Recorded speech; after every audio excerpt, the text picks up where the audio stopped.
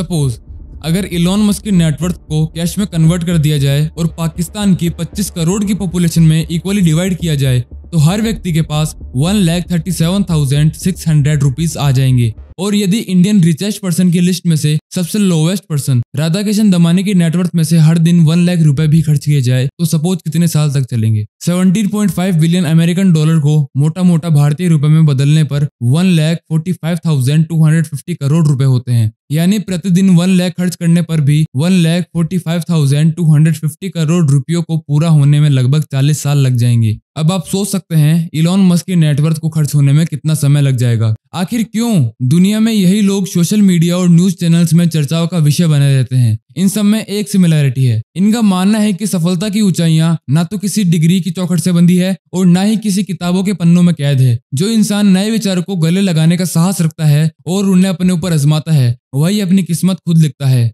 आज से लगभग 211 साल पहले इन द ईयर 1813 अंग्रेजों द्वारा बनाया गया दूसरा कानून चार्टर एक्ट। लेकिन अब थोड़ा इससे पीछे के भारत में चलते हैं।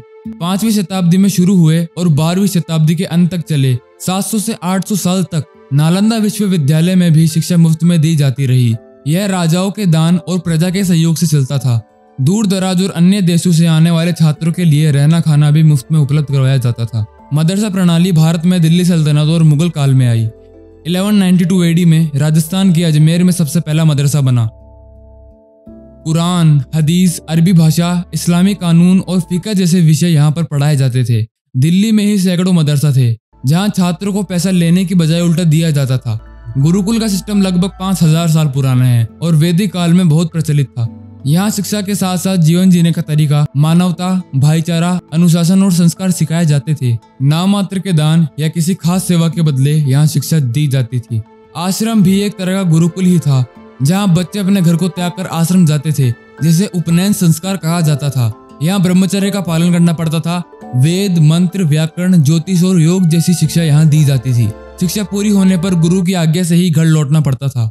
गुरुकुल और आश्रम की परंपरा अंग्रेजों के आने के बाद कमजोर हो गई। अंग्रेजों ने इनको बंद करवा दिया और अपना फायदा देखते हुए पूरा सिस्टम ही बदल डाला। हालांकि मुस्लिम समुदाय में मदरसा आज भी मौजूद है, लेकिन पहले की शिक्षा प्रणाली से तुलना नहीं की जा सकती। चार्टर एक्ट के तहत अंग्रेजों का मेन फोकस था अंग्रेजी शासन कायम रखना और इंडियंस को एजुकेशन देकर अपने लिए काम करवाना।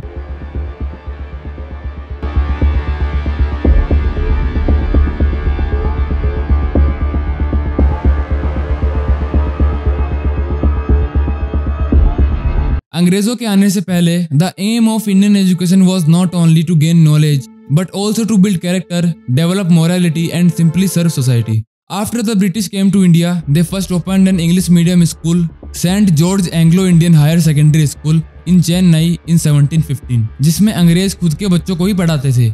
जब 1791 में वाराणसी में संस्कृत कॉलेज बनाया गया था तब उसका मकसद किसी को डिग्री देना नहीं था। उस समय इस कॉलेज का मुख्य उद्देश्य अंग्रेज अधिकारियों को भारतीय कानून और रीति रिवाज समझाना था। आप सोच रहे होंगे कि अंग्रेज भारतीयों को संस्कृत पढ़ाकर भारतीय कानून और रीति रिवाज कैसे समझ सकते थे। Actually, Sanskrit is the language of ancient Hindu laws, philosophy, and religious books. The British needed to understand local laws and customs to rule over India. इसीलिए उन्हें ऐसे भारतीय विद्वान चाहिए थे जो संस्कृत ग्रंथों को समझकर उनकी व्याख्या कर सके और कानूनी मामलों में मदद कर सके। जोनाथन डंकन, जिसको ईस्ट इंडिया कंपनी ने 1772 में बंगाल का सिविल सर्वेंट नियुक्त किया था, बाद में इसके काम से प्रभावित होकर इसे बनारस में सुपरिटेंडेंट और रेजिडेंट की जिम्मेदारी सौंप दी गई। यहाँ उसने 1788 से 1795 तक 7 साल तक काम किया। इसके बाद उसको 1795 में बॉम्बे का गवर्नर बना दिया गया। वहाँ वो 1795 से 1811 17 साल तक इस पद पर रहा और इसे पहला ब्रिटिश शासन में सबसे लंबे समय तक रहने वाला गवर्नर भी माना जाता है। इसका मानना था कि अगर वे स्थानीय भाषाओं और संस्कृत का सम्मान करेंगे और उन्हें समझेंगे तभी वे भारत पर अच्छी तरह से राज कर पाएंगे। इसलिए संस्कृत में शिक्षा देकर वे भारतीय विद्वानों और सभी जातियों का विश्वास जीतना चाहते थे। इससे वे ऐसे निर्णय ले पाते थे जो भारतीय लोगों को सही लगते थे। इसके बाद 1817 कलकत्ता में हिंदू कॉलेज, जिसे बाद में प्रेसिडेंसी कॉलेज के नाम से भी जाना गया, और 1818 में श्री रामपुर कॉलेज खोला गया। इनमें हाई एजुकेशन तो दी गई, लेकिन डिग्री देने की प्रणाली यहाँ भी शुरू नहीं की गई।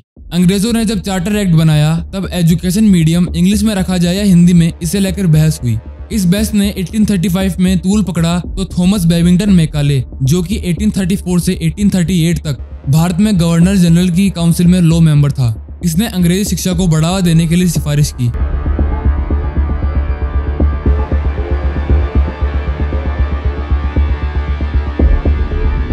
क्योंकि इसको लगता था कि अंग्रेजी पढ़ने से भारतीय अंग्रेजों की तरह सोचेंगे, जिससे उनको अपना काम करवाने में आसानी होगी। इस दौरान 1847 में Thomason college of civil engineering खोला गया, जिसे आज IIT रुड़की के नाम से भी जाना जाता है, और बाद में जाकर यह यूनिवर्सिटी भी बना। 1854 में ईस्ट इंडिया कंपनी में बोर्ड ऑफ कंट्रोल का अध्यक्ष चार्ल्स वुड ने शिक्षा को आधुनिक बनाने, जैसे कि निजी लोग भी शिक्षा में पैसा लगा सके, मॉडर्न सब्जेक्ट सिलेबस में शामिल हो, हायर एजुकेशन इंग्लिश मीडियम में भी हो, सरकार की तरफ से भी शिक्षा के लिए आर्थिक सहायता मिले, जैसे मुद्दों का एक दस्तावेज तैयार किया, जिसे वुड का घोषणा पत्र भी कहते हैं, और गवर्नर जनरल को भेज दिया। वहां इन सब मुद्दों को हरी झंडी मिल गई। जनवरी 1857 में पहली बार अंग्रेजों ने कलकत्ता में, जुलाई 1857 में बॉम्बे में और सितंबर 1857 में मद्रास में 3 यूनिवर्सिटीज खोली, जिनका मकसद केवल और केवल इंडियंस को अंग्रेजी शिक्षा की डिग्री देकर अपने लिए नौकर तैयार करना था, जो अंग्रेजी शासन और भारतीय नागरिकों के बीच में रहकर अंग्रेजों के लिए काम कर सके। हालांकि इन यूनिवर्सिटीज में अंग्रेजी के साथ साथ हिंदी में भी डिग्री दी जाती थी, लेकिन तब अंग्रेजों के लिए ऐसे ग्रेजुएट्स किसी काम के नहीं थे। इसका नतीजा ये निकला कि अब एजुकेशन डिग्री प्रूफ बन चुकी थी, जिससे पढ़ाई का मकसद सिर्फ ज्ञान नहीं बल्कि डिग्री का प्रूफ देकर नौकरी पाना हो गया था। अंग्रेजों से आजादी के बाद भारत में पहली बार सरकार ने 1968 में राष्ट्रीय शिक्षा नीति बनाई, जिसमें अंग्रेजी विषयों को बरकरार रखा गया और शिक्षा को सबके लिए सुलभ बनाने की कोशिश की गई। लेकिन भारत में सरकारी कामों के हालात पहले भी बदतर थे और आज भी बदतर ही है। नीति तो बन गई लेकिन सफल नहीं हो पाई। बढ़ती पॉपुलेशन और सरकारी संसाधनों की कमी के चलते सरकारी स्कूल कॉलेज के हालात खराब होने लगे, और इसी को ध्यान में रखते हुए सरकार ने शिक्षा को आम लोगों के हाथों में दे दिया, जिससे प्राइवेट कॉलेज और स्कूल खुलने शुरू हो गए। इसके बाद 1991 में विदेशी मुद्रा भंडार की कमी और कर्ज ने भारत को आर्थिक संकट में डाल दिया। इस कमी को पूरा करने के लिए PM PV नरसिम्हा राव और finance minister doctor Manmohan Singh ने 24 जुलाई 1991 को नई आर्थिक नीति की घोषणा कर दी। इस नीति के लागू होने से अनेक बदलाव हुए, जैसे न्यू बिजनेस के लिए लाइसेंस लेना जरूरी नहीं था, अब सरकारी कंपनीज को कोई भी खरीद सकता था, इंपोर्ट एक्सपोर्ट पर किसी प्रकार का बैन नहीं था, विदेशी कंपनीज भारत में फुल इन्वेस्टमेंट के साथ बिजनेस कर सकती थी। इन सब की वजह से शिक्षा में निजी निवेश और कॉमर्शियलाइजेशन तेजी से बढ़ा, जिससे कॉलेज, कोचिंग सेंटर और बैंक शिक्षा के बड़े खिलाड़ी बन गए, जिससे धीरे धीरे आज की एजुकेशन एक बड़े बिजनेस में तब्दील हो गई। भारत में डिग्री का जुनून क्यों है ये इतनी जरूरी? आप सोच रहे होंगे कि भाई कैसी बात कर रहे हो, तो क्या हम पढ़ाई करना ही छोड़ दे? मैं ये नहीं कह रहा कि डिग्री लेना बेकार है। डिग्री नौकरी के लिए योग्य बनाती है, सरकारी नौकरियों में तो डिग्री जरूरी भी है, लेकिन डिग्री आज भी 167 ईयर्स पुराना सिस्टम का हिस्सा है जो गुलामी करवाना सिखाता है।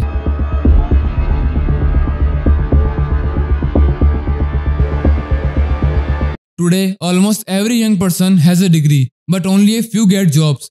This is because now more than ever, the world needs skills and experience more than just a piece of paper. Degree और अमीरी की सच्चाई जितना आप सोचते हैं उससे कहीं ज्यादा हैरान कर देने वाली है। क्यों भारत में 10 में से 1 ग्रेजुएट ही नौकरी पाने योग्य है? क्यों रोज रोज डिग्री फेलियर को लेकर चर्चाएं होती रहती है? पैसे उठाने के लिए कहा गया। मार्केट रेट के ऊपर वो वहां से उसी ब्याज दर पर वहां से लोन लें और तब। लेकिन इंडिया में सिर्फ एक डिग्री पाने से जिंदगी में इतना बड़ा बदलाव क्यों आ जाता है? क्यों एक डिग्री हमारी पहचान, हमारे भविष्य और यहाँ तक कि हमारे सामाजिक रुतबे का पैमाना बन जाती है? बचपन से ही हमें सिखाया जाता है कि अच्छी पढ़ाई करो, अच्छी डिग्री लो, तभी अच्छी नौकरी मिलेगी और अच्छी छोकरी मिलेगी। अगर ऐसा है तो 2008 से 2025 तक के बेरोजगारी के आंकड़े कुछ अलग ही बयां क्यों कर रहे हैं?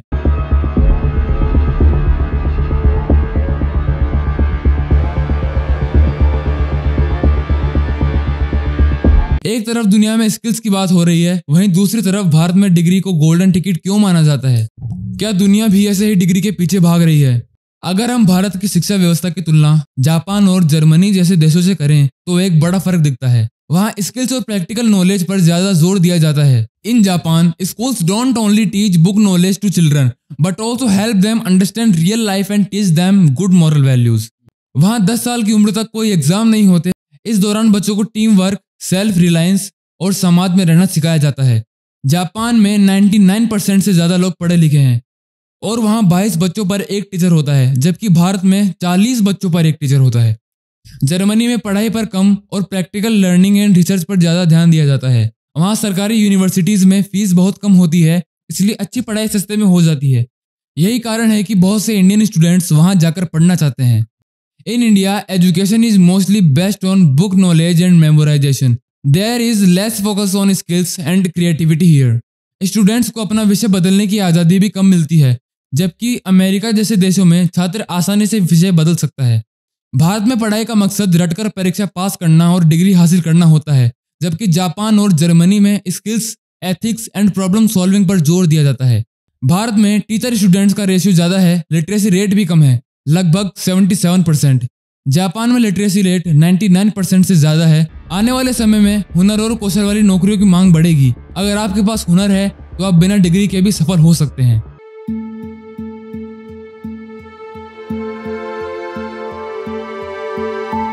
श्रीवास्तव के अनुसार निजी कॉलेजों में प्लेसमेंट दरें गिर रही हैं और फीस में वृद्धि जारी है।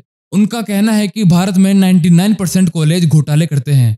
आखिर ऐसा क्यों? क्योंकि डिमांड ज्यादा है और डिमांड पर ही बिजनेस चलता है। केंद्र सरकार ने 2024 में हायर एजुकेशन पर 47,619 करोड़ रुपए खर्च किए हैं, लेकिन उस मांग के आगे कम है जो स्टूडेंट्स और पेरेंट्स करते हैं। कॉलेज अब एजुकेशन सेंटर्स ही नहीं रहे, बल्कि एक ब्रांड बन चुके हैं और हर ब्रांड की एक कीमत होती है।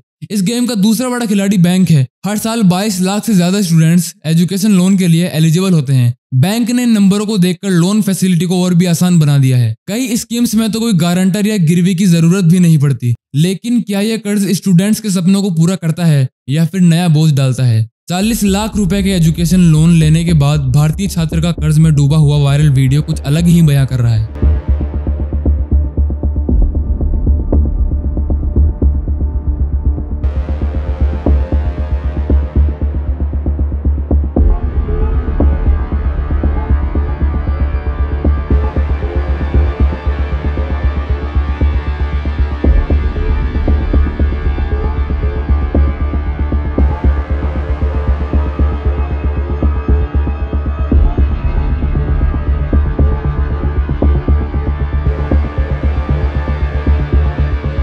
फरवरी 2025 तक इंडिया में कुल एजुकेशन लोन 1.36 लाख करोड़ रुपए तक हाई लेवल पर पहुंच चुका है। कोचिंग सेंटर्स इस गेम का तीसरा विनर है। यहाँ स्टूडेंट्स को कॉलेज, नौकरी या विदेश में जाने के लिए तैयार किया जाता है। स्टूडेंट्स अपनी पूरी ताकत और पैसा इन सेंटरों में लगा देते हैं, लेकिन क्या हर किसी का सपना पूरा हो पाता है?